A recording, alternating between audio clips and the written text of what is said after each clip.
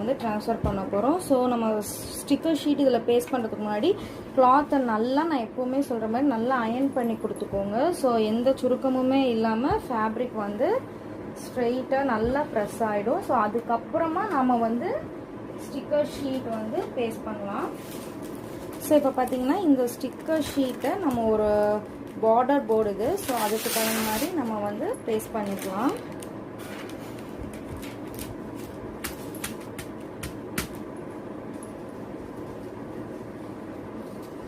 so just paste பண்ணிவிட்டு இது மேலே வந்து, ஏன்னா இது வந்து